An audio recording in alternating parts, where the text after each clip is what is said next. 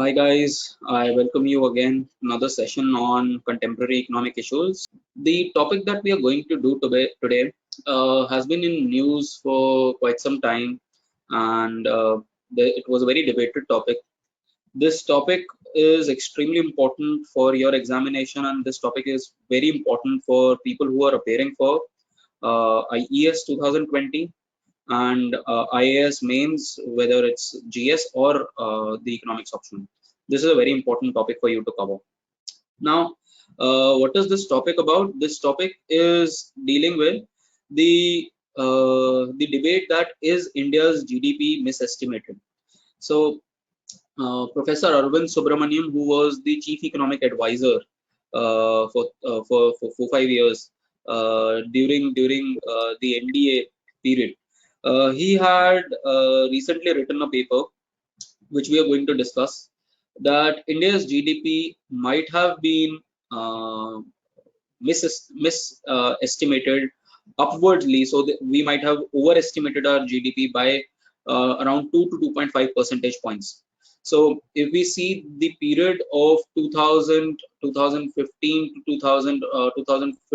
2017 or 2018, he's talking about this particular period specifically, and he's saying that India might have overvalued its GDP.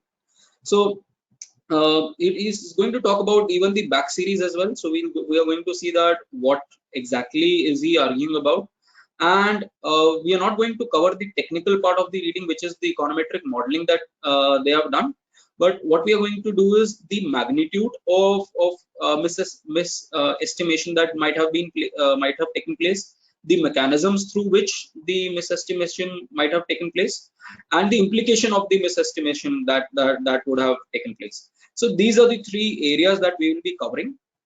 Now, coming to the reading, let's start our discussion on what has been debated here. What has happened in the year 2014-2015 was that India changed its GDP calculation method and also changed the base year of calculation. So base year of calculation is basically that every few years you change the base year because the relative prices have changed. So you revise the entire GDP to a new base year. Previously, the base year was before 2011-12. The base year was 2004-5. Now the government has changed it to the current base year is now 17-18. So even the 2011-12 base year has been revised now. So on the entire argument is that when we came out with a new method of GDP calculation, we'll talk about what is the new method, and when we changed the base, what had happened was that we might have incurred some overestimation of growth. And what is the overestimation of growth? That overestimation might have been somewhere in the range of around 4.5%, and it could have been somewhere between 3.5% to 3.5% to 5.5%. Whereas what we had said was that between 2011 2016 our growth rate was 6.9%. This is what the government claims, that the growth rate was 6.9%, whereas Professor Subramanian argues that the growth rate might have been somewhere around 4.5%. So approximately a 2.5% hit that he is going to talk about. What is the major reason? The major reason that he'll argue is that you have in economics, in the calculation of economic GDP, we might have overestimated the formal manufacturing sector. This is what he is arguing, that the formal manufacturing sector, because you change the method of actually evaluating that how this evaluation is done. So the underlying method had changed, and because of the underlying method being changed, there might have been some overestimation. We'll have a look into that, what kind of methods, how the method was changed, and why it could have actually caused some overestimation as well. Then we are going to talk about that what could have been the implications of this overestimation. What had happened was that first, primarily, the method adopted was changed. So this periodic base change, as I told you, that periodically the government changes the base of calculation. Initially it was 2004 2005, then it was 2011 12, and now it is 2017 18. So every few years the government of India changes the base year for calculation of the GDP. Now if it's changing the base year of calculation of GDP, then what will happen? It can based on the new set parameters, based on the new base factors. It can re-estimate its previous growth rate as well as what is going to be the next phase growth rate. So we are going to compare that as well. What essentially has happened is that because of the periodic revision, by the national income account, it has used a new method, which is the MCA.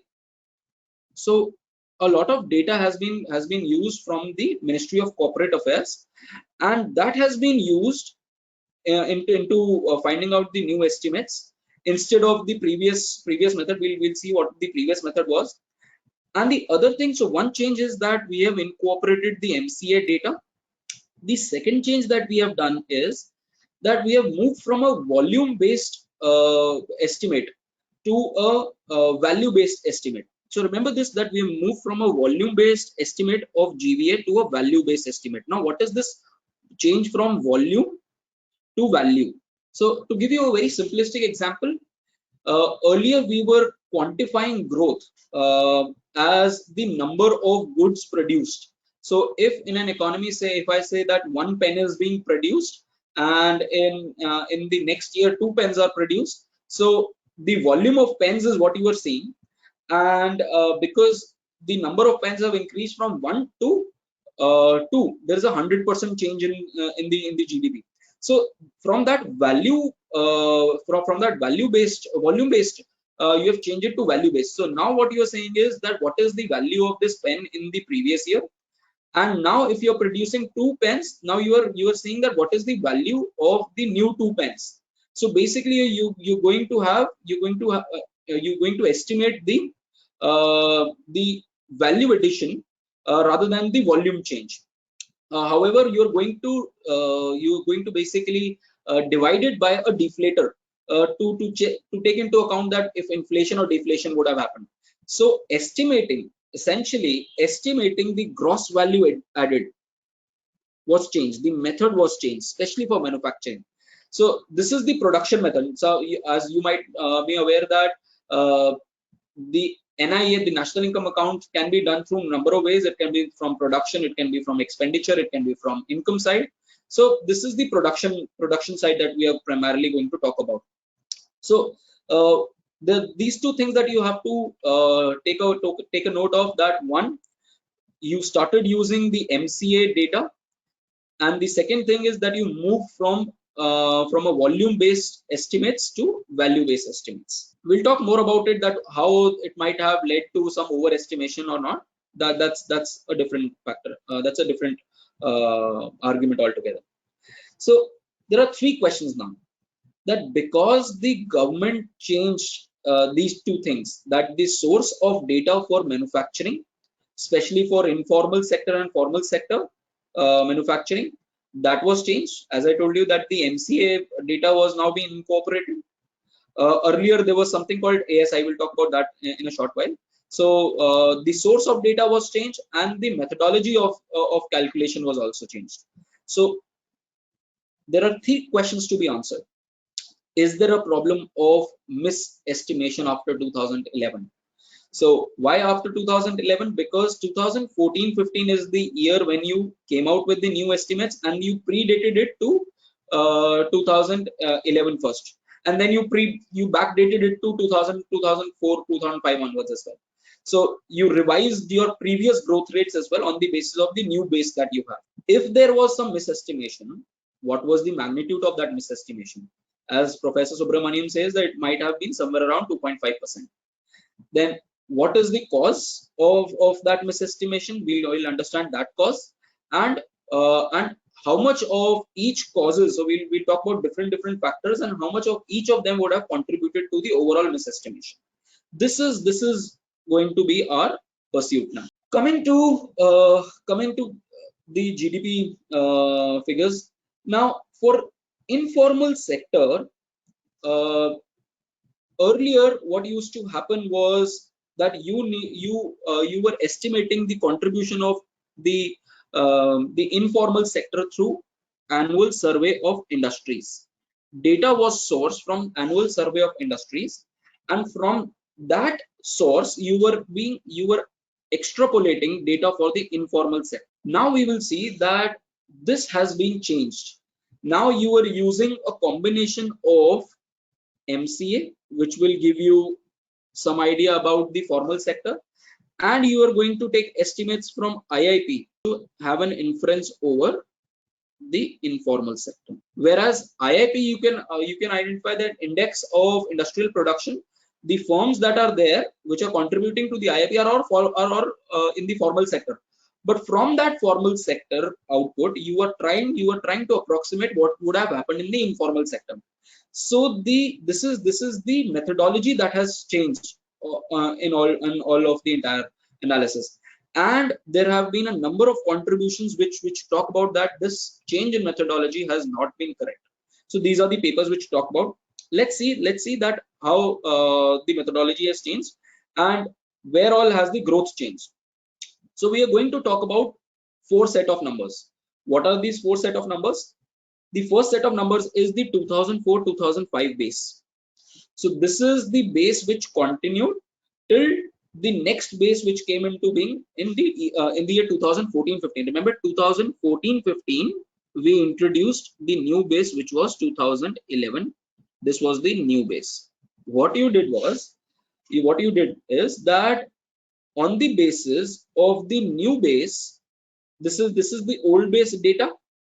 Remember, we have talked about the fact that the year 2003 to 2008 is what is called the golden age in the terms of the growth rate. Now, what you have done is that you have used the 2011-12 base and backdated the entire growth rate of the previous years from 2001 onwards. So that is what you have done. But our concern, there are 3 concerns that are going to come here.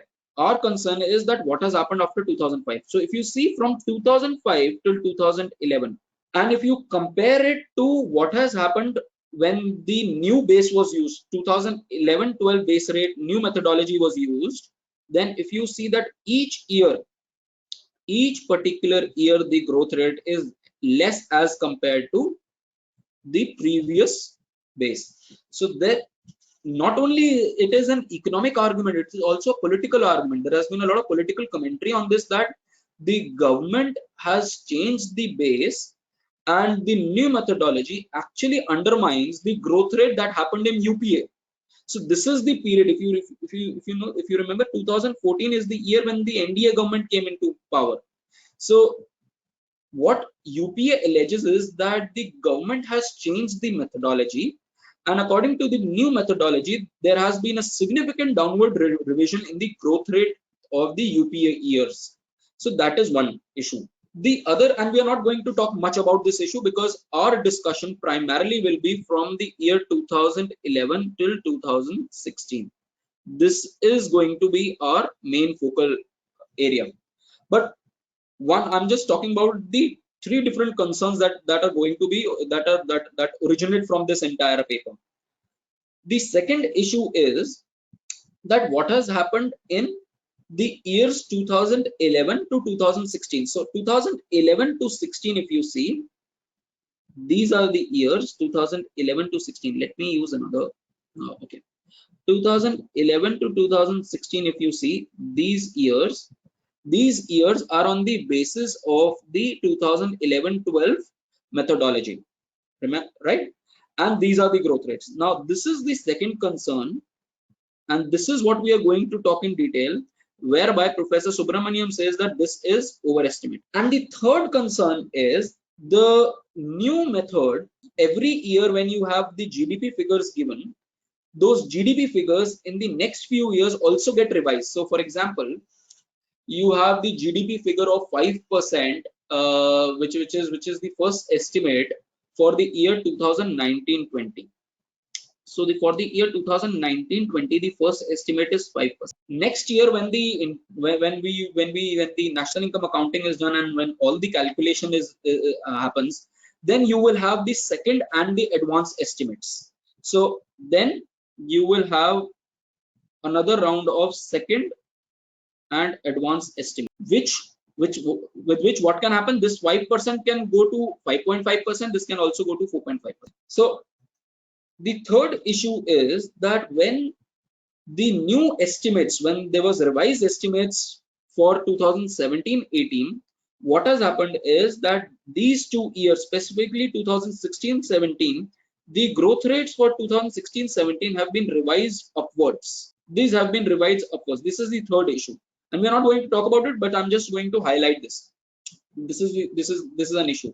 So you are saying, and what Professor Subramanian also says, is that in the year when you had demonetization, when you had a GST shock, in those years, are you saying that the economy grew by 8.2% and 7.2% in subsequent years? So there is something wrong. There's something wrong because this data doesn't actually configures well with the indicators, with the other indicators in the economy. So you have other indicators like IIP, you have other indicators like exports, you have indicators like PMI, you have your investment. So there are many indicators. Some of them are high frequency. You have CPI, you have WPI, you have a lot of high frequency indicators. The high frequency indicators don't seem to corroborate with the story which the government is putting in terms of the numbers that it has presented. So that raises a major concern. So these are the three concerns. Out of these three concerns, this paper is focused over on one and only one concern, which is from the year 2011-2016. Has these figures, are these figures overestimated or not? And the basis of that overestimation. This is what we are going to talk about. I hope the entire what we are going to study is clear. This is our goal. What are the findings of the paper? Let's talk about the conclusions first. So the finding of the papers is that India's GDP has been overstated by 2.5 percentage points in the post 2011 period, between 2011 and 2016. So between 2011-2016, the government has reported an average growth rate of 6.9%. This is what the government claims. Professor Subramanian claims that this should be somewhere around 4.5% with a 95% confidence interval. Now we have done econometrics with me and some part of statistics with me. You now know the interpretation of confidence interval. So with a 95% confidence interval, the paper argues that this growth rate has been overestimated by at least 2.5%. Then it's going to talk about the explanation for it. One of the plausible explanation is of the manufacturing sector. That one of the most potential explanations to this overestimation is that you have not captured the formal manufacturing sector properly, and because you have not captured this properly, there is the overestimation in GVA. So this has led to overestimation in the GVA and specifically overestimation in GVA of the manufacturer. Let's talk about the we are not going to talk about the methodology here. This is not in our course, but if you're interested, after you complete the econometrics paper, you can perhaps read the argument. But for us, what is important is that what are the causes of this higher estimation? What could be the causes? So there are three potential causes that we are going to talk about. The first potential cause is that we have moved. As I told you, that the methodology has changed. We have moved from a volume to a value-based estimate, which essentially is not wrong. We are not criticizing the fact that you have moved from a volume based to a value based. In fact, all across the world, even the UN says that this is the way forward. So we are moving towards what the world statistical whatever is prescribed by the world statistical bodies. So that per se is not wrong, but the methodology within this is perhaps what is challenging. Now, what is the key methodological change that has happened? Now we have moved from an establishment based data from the ASI, Annual Survey of Industries, and IIP to financial accounts of MCA. So because a lot of companies do register, so if you have to start a company, the first thing that you need to do is to register your company with the Ministry of Corporate Affairs. So this ministry is a huge repository of data, because you can't start your organization, your output, or your production without registering yourself with the MCA, especially if you're in the formal sector. So what has happened is, for capturing the formal sector, instead of using the ASI plus IIP data, now you're using the financial accounts, or which are submitted by firms to the Ministry of Corporate Affairs. And this move was also desirable because this move was also associated with a movement from volume based estimates. As I told you, what previously we were doing, previously we were calculating the volume change rather than incorporating the value change. Ultimately what you're trying to find out is the gross value addition. Now this gross value addition can also incorporate technological changes. So if a technological change has happened, that will not be reflected in terms of volume, but it will be reflected in terms of value. So in a modern and a more dynamic economy, moving from a volume based estimate to a value based estimate is a much superior method of calculating. So we are not challenging the method per se. But what has happened is that while we have changed this methodology, apart from this methodology, certain external environment has changed. Specifically, what has happened is that under the old system, the GDP estimates, the establishment-based GDP estimates, which were coming from the IIP and the ASI, the price changes did not matter much. So essentially, you were doing volume change. So if you are doing volume change year on year, so if the next year the volume is higher, you were essentially saying that there has been more production. And if there's more production, that is the growth rate. As I told you, the example from producing 1 pen to 2 pens is actually 100% growth rate in terms of volume. But now what has happened is, you are changing to a value-based system. Now, in a value-based system, you have to deflate. See, this is real estimate, because you're talking about actual products. But when you're talking about value-based, you're talking about price into quantity in year 1 versus price into quantity in year 2. Now, if you want to find out that what is the real, this is the nominal change. So nominal change can also happen because of the prices. So if you want to find out the real change, you have to deflate it with the prices. Now, one of the major concerns is that what price that you take, that has been a problem. So in specifically, we will talk about the fact that we have taken to deflate this. I'll give you an example. It's an example is given here. So to take this, what we have done is we have used output prices to deflate.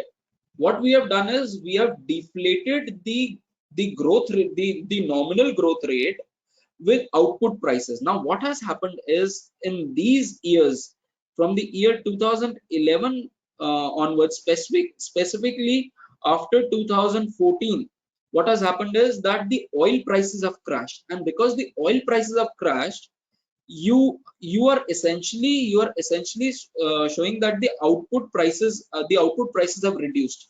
So we will see that how that has led to the overestimation of prices. I'm going to give you a numerical example for this now. Let's talk about this in an example. What is this double deflation, what is single deflation, and what is volume extrapolation? Now suppose we are taking an example in which we have a period 1 and we have a period 2. Now, this is what we are going to talk about, the output quantity.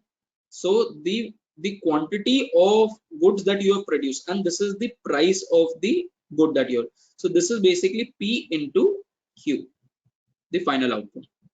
And these are the inputs. So you know what is the value added? The value addition is ideally the final commodity, the price into quantity of final commodity minus the price into quantity of the inputs. So that will give you the value addition. I hope this is clear. So if you see the value addition here, what has happened in period 1, 20 into 25 will give you a 500 nominal output here, and 15 into 10 will give you a nominal output of 150. So effectively, the gross value added and the and effectively the real value added is 350 rupees in this period. In our example, what has happened is that the output prices have not changed, whereas the input price, if you compare the input price, that has changed by 100%, basically 100% reduction in the price. So from of 50% reduction in price. So what has happened is from 10 rupees, this has gone to 5 rupees. If you're going to calculate the nominal GDP and you use the same method, you use the price into quantity, this will come out to be 500, and 15 into 5, this will come out to be 75. So the nominal GDP will be actually 425. Yeah. So you have moved from 350 to 425, which shows a growth rate of 21, approximately 21%. And this is what is given, the nominal the nominal gross value addition. I'm going to talk about what single deflation and what double deflation is. Now the problem is that effectively, if you see, the amount of commodity produced is the same, 15, and inputs, and the output produced is also the same. So if you're going to talk about the volume extrapolation, there will be a 0% growth rate because the output hasn't changed.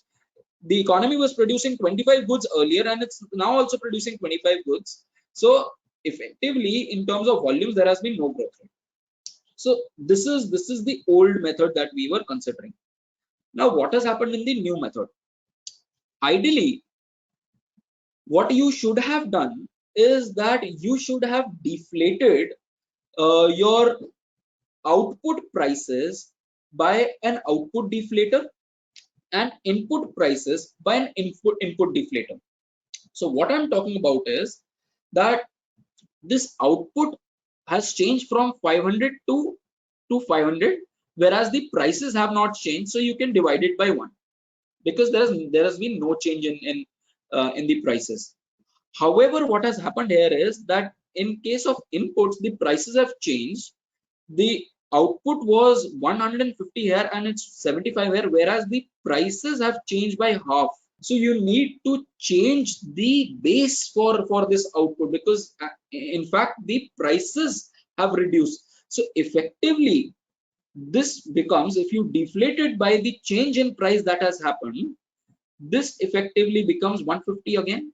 And if you deflate both output and input separately, output by an output deflator, input by an input deflator, that is called double deflation. So deflation is a concept whereby now let's understand, the output should be deflated by output prices, the input should be deflated by input prices. That is called as double deflation, because we need to know what is the real change. The purpose of a deflator is to find out the real change in the economic activity. So CPI also tends to be a deflator.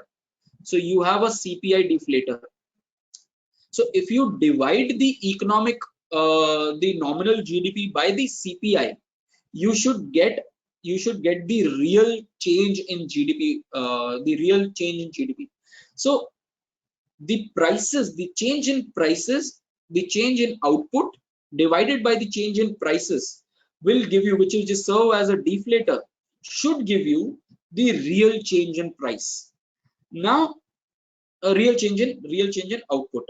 If you are deflating the inputs and outputs separately by output deflator, so the output, the prices did not change, therefore I've used deflator as 1, whereas the input prices have changed by half, therefore I've reduced it by divided by half. Thereby, when I do this calculation now, when I reduce 500 by with 150, now I get with double deflation, I get the real gross value added as 350, and if you compare it with previous year, nothing has changed. What we will understand is that in the estimation of GDP in the Indian economy, we have used a single deflator. Instead of using two deflators separately for input, you need to use a different deflator, and for output we need to use a different deflator. What we have essentially done is we have used only an output deflator. When we use an output deflator, what has happened? We have deflated 500 by 1, and we have also deflated 75 by 1, because the deflator for output is 1. So now when we reduce 500 with 75, both the nominal gross GDP and the real gross GDP is coming out to be 425, which shows an inflated growth rate of 21%. So choosing a wrong deflator has been one of the causes for a higher than actual growth rate misestimation of growth. So this is one point that I wanted you to understand. I hope this example is clear, and this is what this entire table explains. If our interpretation is correct from what we have understood till now, there are three propositions that we are going to see. One is that the formal manufacturing value added. Now, manufacturing, as you can imagine, in the manufacturing of all items, there is one item that will be very intensively used, which is oil.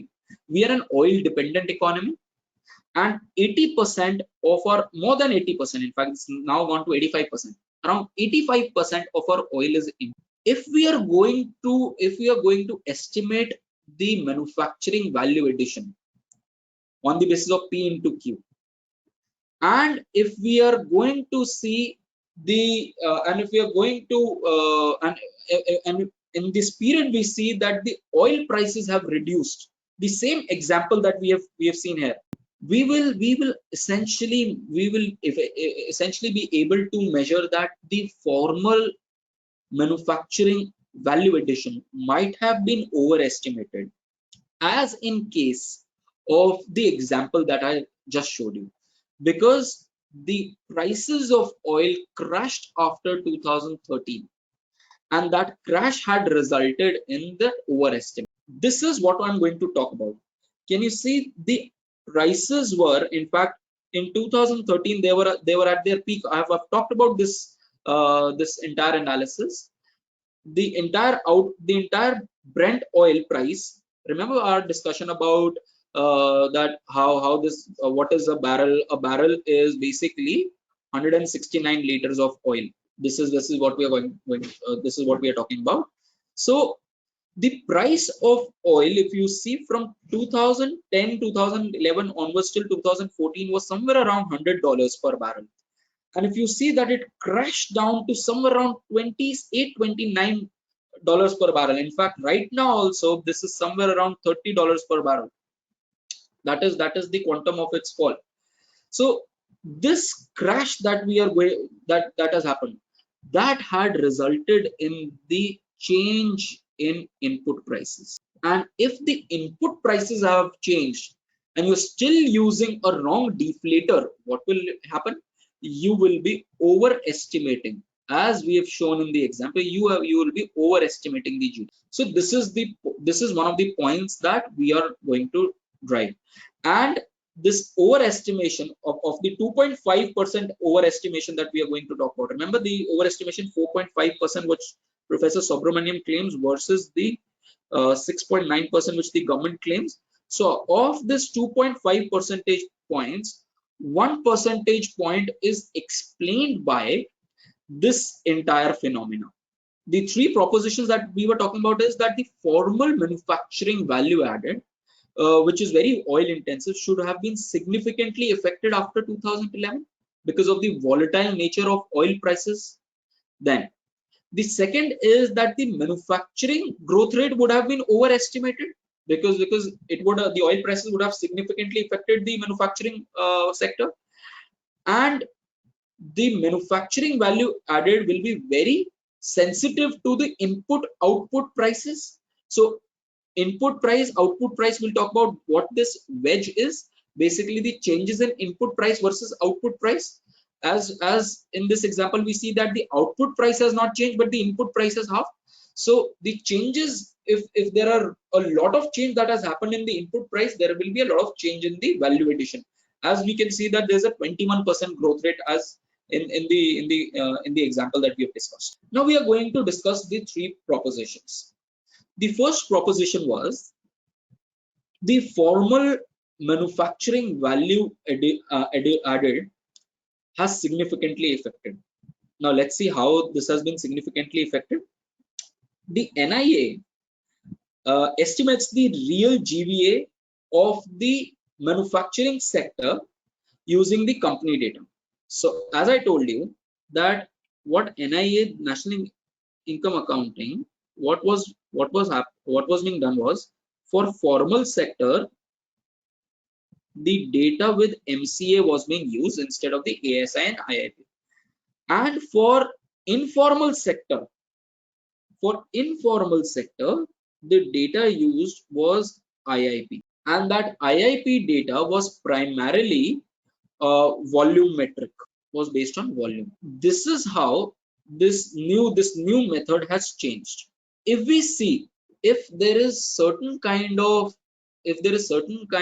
correlation between the value addition that has happened, manufacturing value addition, it should have had some relationship with exports as well. If you are manufacturing more, suppose in first quarter of the economy your manufacturing has gone up, which will be reflected in what terms? Which will be reflected in the value addition, because this data is compiled on a quarterly basis. See, this performance is on a quarterly basis. So if in Q1 your GVA of manufacturing was very high, that means in the next quarter some part of it would be reflected in terms of higher exports. The exports should have increased.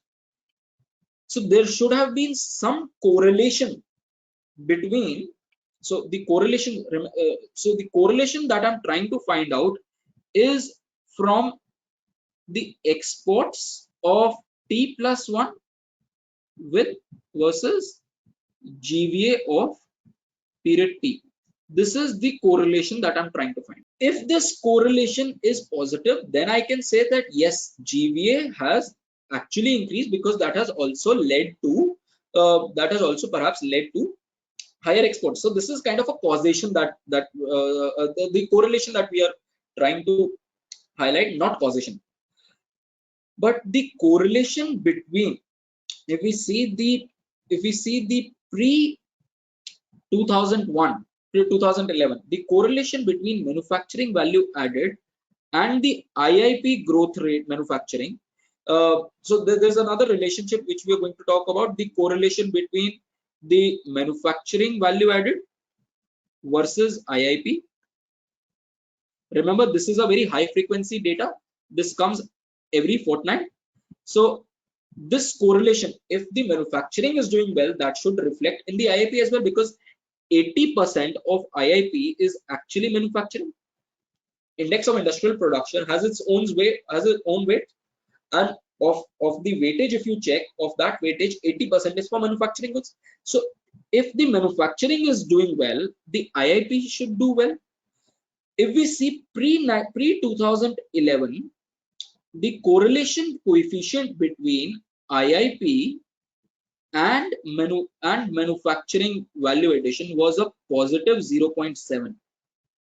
Whereas in post 2011 period, we see that the correlation coefficient between IIP and manufacturing value addition has turned negative, which is extremely bizarre, because that could not have happened. That on one end you were saying that the manufacturing has increased, the GVA has increased, or the other end you are saying that the IIP is not reflecting that GVA.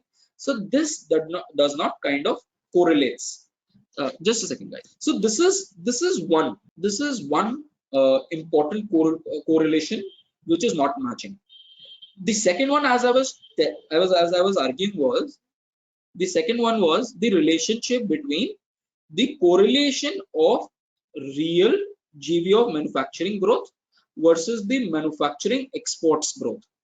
So this is for T plus 1 and this is for period T, because it will be reflected in the next period.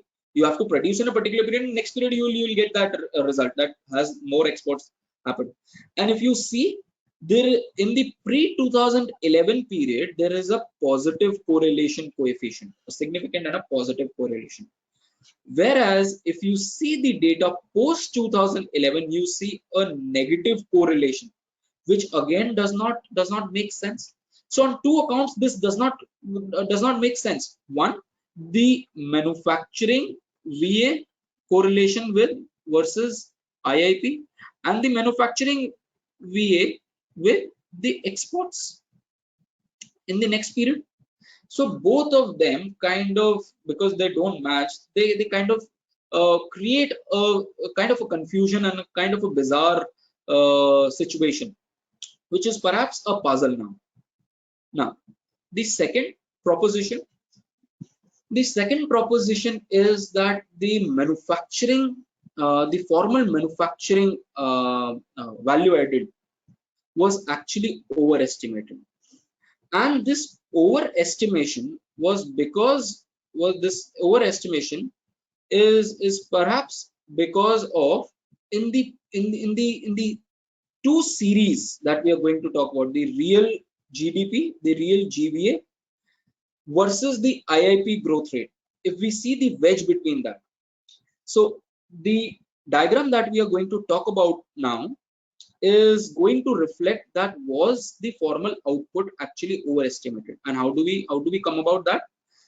We create a wedge between the real quarterly GVA, which is basically estimating the manufacturing sector, formal manufacturing sector, and the manufacturing volume growth of the IIP, GVA versus IIP. Now, if we see the analysis of this particular wedge, now what is this wedge? This wedge essentially is that this is the wedge that we are talking about. This is the wedge. The wedge is essentially GVA minus IIP. What is the growth rate according to GVA manufacturing versus what is the growth rate by IIP in manufacturing? If both the growth rates are same, then that will lead to a zero. This is basically the difference between GVA versus IIP. And if this is showing a positive, that means GVA is more than IIP. If this is negative, that shows IIP was more than GVA. So this, everything below zero is showing that IIP is greater than GVA. Everything above this wedge is showing that GVA of manufacturing is greater than IIP. And if we see the pre-2011 period, which was the old series, this wedge shows that there have been instances of GVA being above IIP and there have been instances of GVA below IIP. Overall, if you average it out from 2001 onwards, and if you take 2005 onwards, if you take the average between this average was 0.9, that on a whole GVA was higher than IIP by 0.9 percentage point, or take 1 percentage point. And if you're taking a longer period, then GVA was higher than IIP on an average of 0.5 percentage points. But if you see the difference between GVA and IIP with the new methodology, you can see that predominantly in this entire period from 2011, when you change the base, when the new series has been used till 2018-19, consistently GVA has been higher than IIP, which shows to reflect that GVA, this difference is now significantly higher at 5.9% percentage points, from 0.5 percentage point difference to 6 percentage point difference. That shows that there is something wrong that has happened, and that is what is being shown here. That in the post 2011 period, under the new series, the divergence is almost one way. See, this divergence is only one way. There's been only one or two instances of this going two way.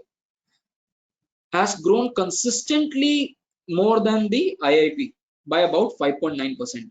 While under the new series, the formal manufacturing growth rate was 9.5%. So under the new series, the GVA manufacturing was 9.5% from Q1 of 2011 from 2011 till 2018. This is what the growth rate that we are claiming, and IIP says that this growth rate is only 3.6%. So this 5.9 percentage point difference of an average is huge. So how is that these two estimates, which capture essentially the same thing, both of them is estimating the quantum of change in the manufacturing, how can these two figures differ so much? And this difference is actually accounting to over 1/3 of the overall total GDP estimate. So around 1 percentage point of the 2.5% that we were claiming. Remember the 2.5%, 4.5 versus 6.9. Of this 2.5% difference, 1% is basically the overestimation of GVA manufacturing. This is what we have. The third proposition is the overestimation that has happened in the formal manufacturing related to the input and output price wedge. Basically we are going to talk about the deflator. Remember the discussion on deflator? How has the input and output prices changed over the years? So output prices are proxied by CPI and input prices are proxied by WPI.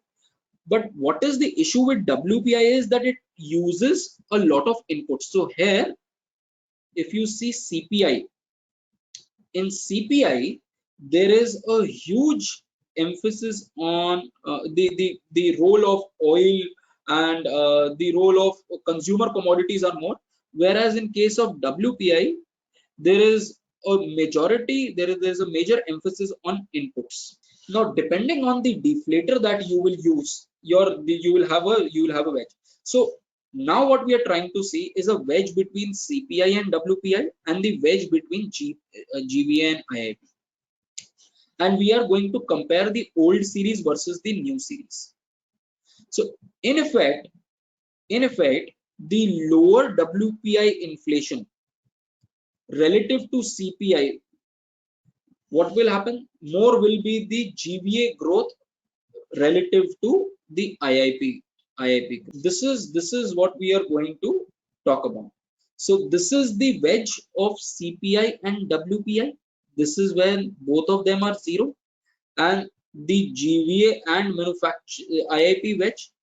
If you see pre-2011, the correlation, see the correlation?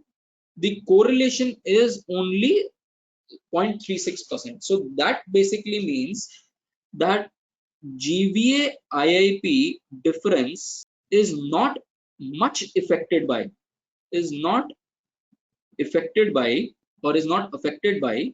the CPI WPI difference. This is essentially what we are talking about, because the relationship between the difference of GVA and IIP versus the relationship of CPI versus IIP, that difference is not much.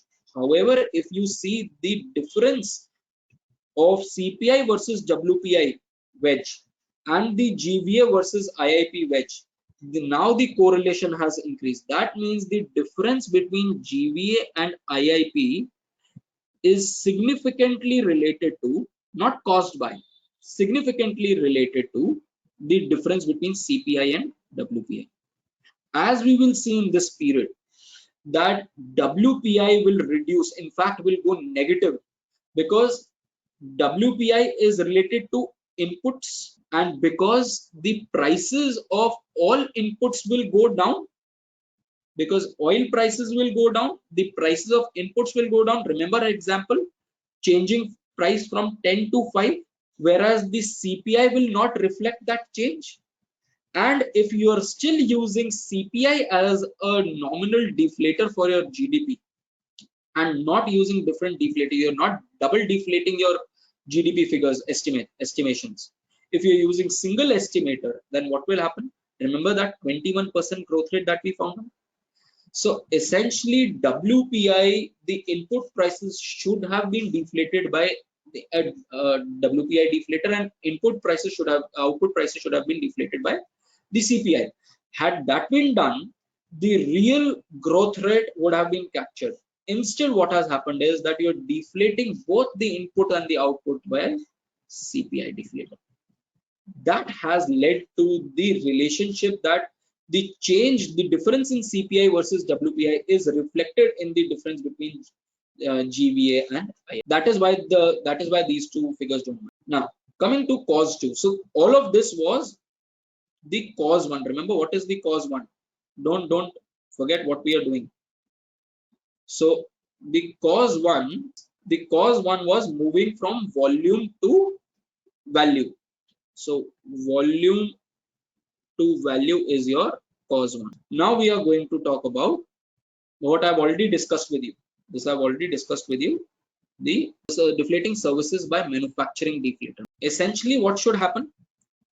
If it's a consumer services, so services are of two types: consumer services and producer services. Producer services are actually those services which go into production of other commodities. For example, if you're the Amazon warehouse service or the delivery by Amazon is a producer service, or the Swiggy or the Ola or the Swiggy or Zomato that you have is a producer service. A consumer service is, for example, you going to a haircut salon for a haircut in a salon. That's a consumer service. So ideally, consumer services price into quantity should be deflated. We have moved from volume to value. So consumer services should be deflated by consumer prices, CPI of services, and producer services should be deflated by producer CPI. But what essentially is happening is that producer services is being deflated by WPI of manufacturing.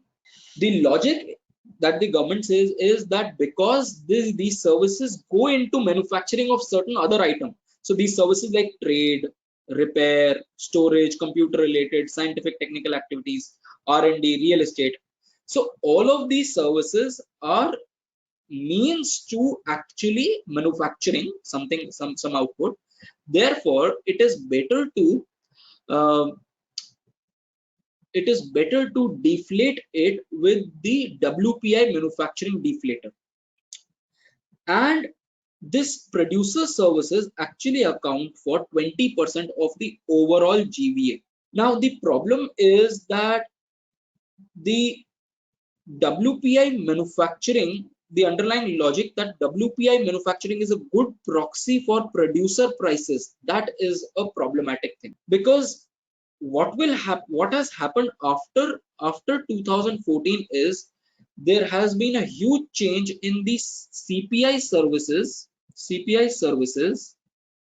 versus WPI manufacturing. There has been a huge change. So if you see the wedge, the prices of CPI services was always from 2015 onwards. If you see, it is always higher than this thing, the WPI. It has never gone to 0. The average is actually 4. So essentially, you should have actually divided producer services also by CPI services. Instead, you took a base of WPI manufacturing. And what has happened is that because the prices have reduced, the prices in WPI has reduced because the oil prices have reduced. Because of this, there has been an overestimation of producer services. So the producer services have been overestimated. 20% of the value addition has been overestimated. And the last part, which we are not actually related to this paper, the third cause, which is the proxying informal sector by formal activity. Remember that the informal sector is being estimated by IIP, which basically comprises of only formal firms. Now, because the formal firms, especially in the period 2016 to 18, the formal firms are doing well. IIP is growing, but what is IIP shows that there is a growth rate of 3.3% in 2017 and 5% in 2018. Whereas these are the years when you have GST and demonetization, and these have had the most impact, the most significant impact on the informal sector. So proxying informal sector by a formal sector activity has actually led to overestimation in the period of 2017-18. So that overestimation that initially we talked about the third part, the 17-18 part, 17-18-19 part, that estimation is because we are overestimating here. What are the further issues that we have till now talked about? Only the real GDP. Similar question affects that. Has there been overestimation of nominal GDP as well? We need to probe that. This is the first question that we need to probe into. Then second, because if our GDP was actually lower, than what we have estimated, but the tax revenue was the same, that means that the tax to GDP ratio is much more than what you have anticipated. Remember, the tax GDP ratio has been improving. It has somewhere come around to 11%. If the base is overestimated, that means this 11% is much more. On the other hand, you are also estimating fiscal deficit, revenue deficit as a percentage of GDP. If this GDP has shrunk down, that means your fiscal deficit and revenue deficit as a percentage of GDP was much higher than what you were estimating. So these are certain things that you need to perhaps measure. Then what are the conclusions? The conclusions are, first, that data is extremely important and statistics is extremely important. As there's a commentary on statistics that there are lies, there are damn lies, and then there is statistics. No one knows about it. So that's a famous statement about statisticians. So now, if the new evidence is right, that means that the kind of monetary and fiscal policy that you were following was actually wrong. You were following a tight fiscal and a tight monetary policy, assuming that the growth rate is somewhere around 7%, whereas the growth rate was actually 4.5%. So effectively, rather than having an accommodative policy, you were having a hawkish policy. So this shows that there has been a major problem, which is very comically put by Professor Subramanian, that Indian policy automobile has been navigated with a faulty or a broken speedometer. You don't know what speed are you going at, so you don't know what action that you're supposed to take. The second is that had the economy had you known that the economy is actually growing by 4.5%, then you would have taken challenges of agriculture, you would have taken challenges of banking, you would have taken challenges of unemployment more seriously. Because if you show that the economy is growing at 7%, then if the broad figure is a very rosy picture, then everything under it kind of gets minimized. But if you show the broad picture as 4.5%, that essentially translates into the fact that there is something putrid in the economy. There's something wrong, and you need to take positions on these factors. So perhaps our callousness on all these three or on all these policies was coming from the fact that we had overestimated our broad GDP. Then the major implication again, that we were essentially we were talking about jobless growth. In fact, this jobless growth was actually not a growth, was only a stifled growth that we were having. And had we known that, we would have taken much more measures with respect to that.